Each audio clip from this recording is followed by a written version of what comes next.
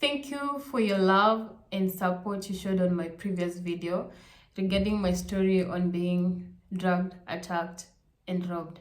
If you're new here, my name is Doka Sanga and I share content on adventure, travel, food, culture, and everything in between.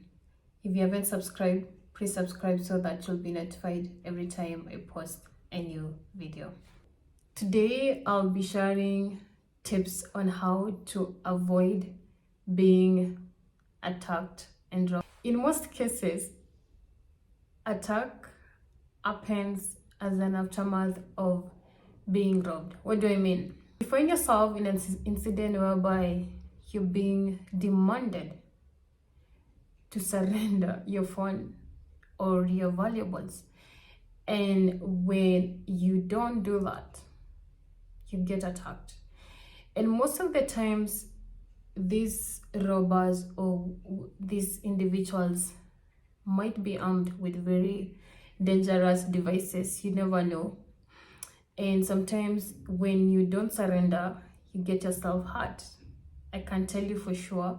In my case, if I had not screamed that day, I'll still be having my dental formula, and I lost my valuables and got injured in the process. So the most effective way to avoid being attacked is actually just surrender.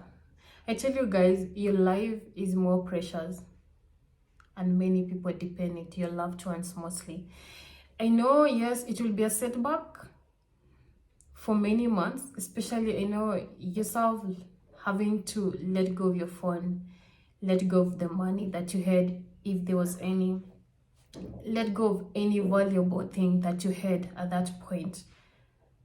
I know the pain of going to start the process of getting your ID, getting your terms. In that case, if it was part of the valuables that you lose, the process of getting a new phone, something you had not planned, it's a setback.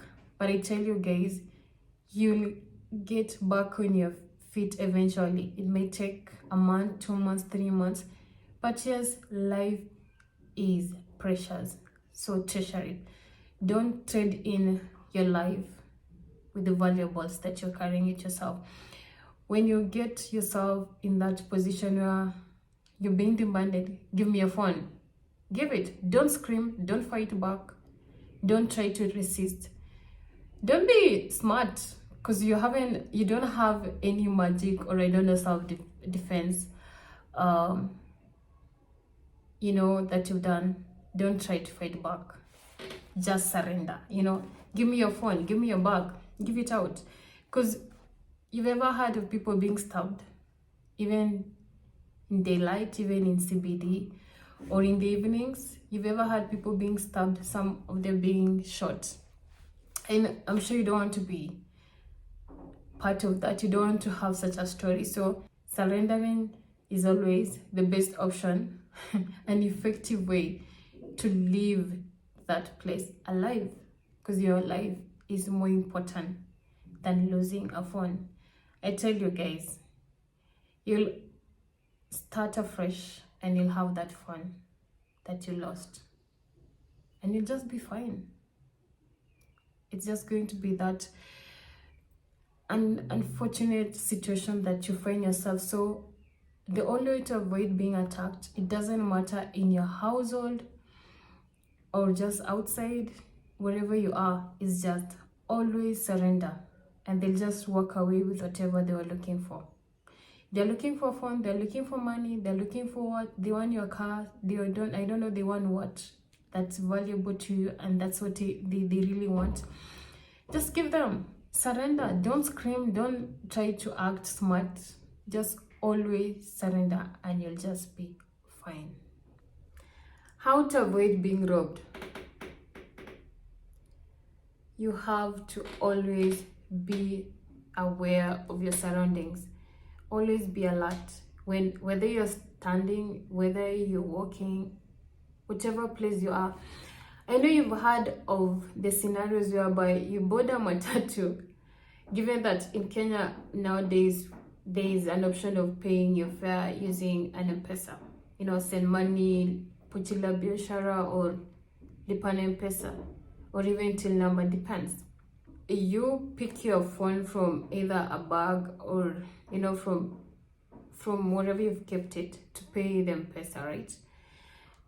And you'll find the conductors will be asking for your phone to put their number, or some of them can just read loud, or rather say loud their phone numbers, and just go ahead and pay for the fare. You pay your fare. Little do you know, the people you're sitting next to, maybe the ones behind you or in front of you on the side, are not actually the passengers. They're also thieves working together. So they spot your phone. And even one of them can ask you, I've lost my phone. Kindly help me call my friend to let him or her know that I don't have the phone. What do? You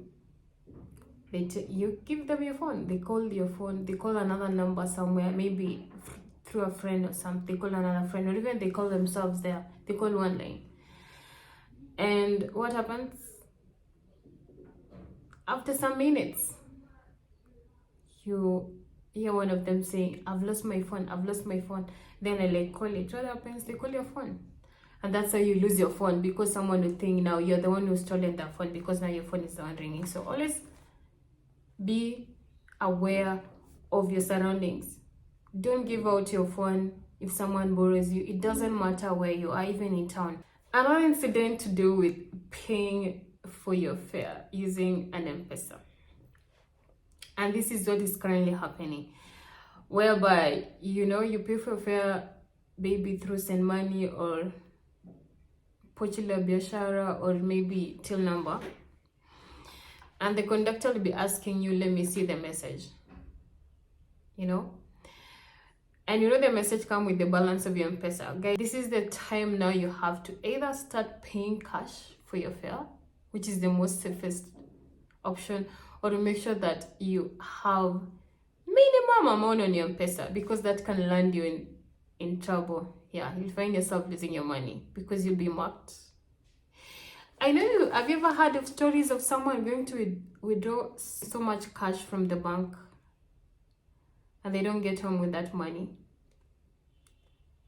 Because they're being marked. So that's the same way you'd be marked in that matatu.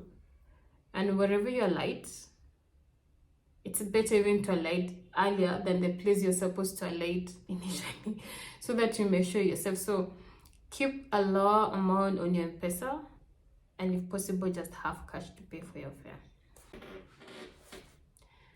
Always put your valuables away. Keep them secure. Put it in a place that's not accessible. It doesn't matter how, be it your phone, be it money. Especially when working in CBD, pickpocketing is really very high. Even if you're carrying a backpack, don't put your laptop in a place that's accessible.